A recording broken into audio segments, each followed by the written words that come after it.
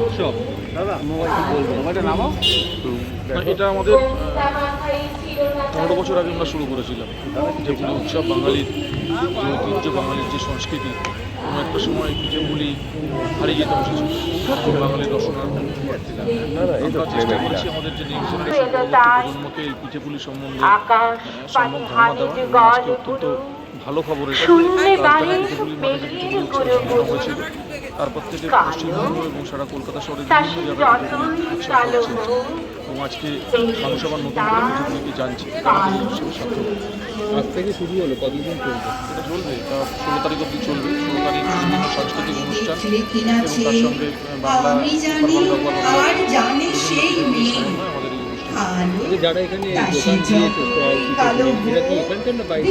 সব লোকাল, এরা কেউ প্রফেশনাল না, সব এই কটা দিন কাজকর্ম থেকে ছুটি নিয়ে এরা আনন্দ সহকারে স্টলে বসে সঙ্গীত উপভোগ করে এবং অনুষ্ঠানটা উপভোগ করে। বার্তা কি দেবেন?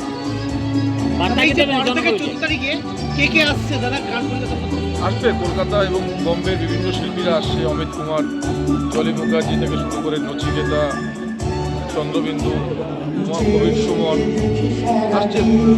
বাংলার শিল্পীরা আসছে। বাঙালি তার নিজস্ব চিন্তাভাবনা নিয়ে চলুক।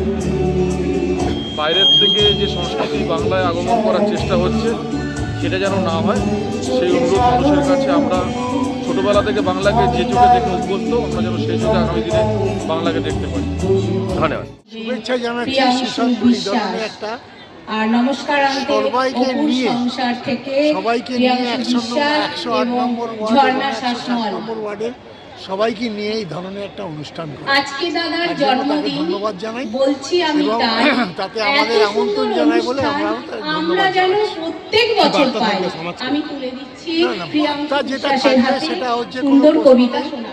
তিনি সমৃদ্ধ চান। মূলত মজার কবিতা লিখি, তো আজকে ওনার জন্মদিনে সেই পিঠেপুলি সংবাদ। ধন্যবাদ।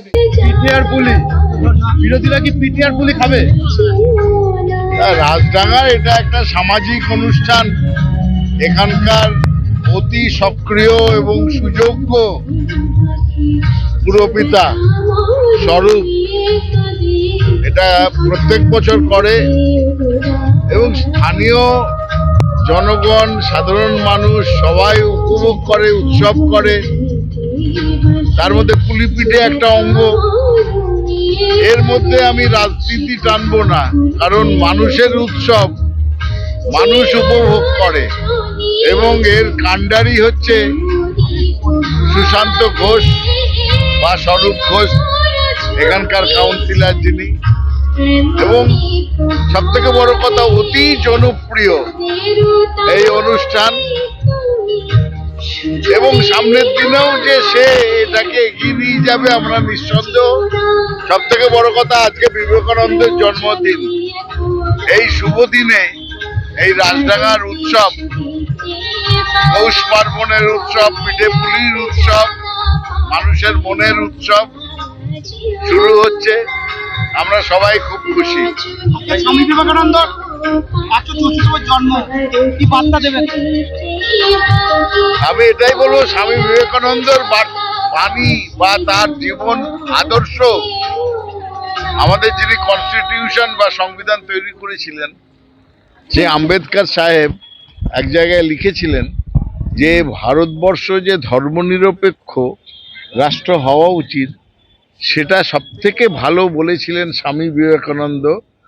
হিন্দুবাদী হলেও তিনি বলেছিলেন ভারতবর্ষ এমন একটা দেশ, সেখানে ধর্ম নিরপেক্ষতা অনিবার্য এবং সেটাই হওয়া উচিত।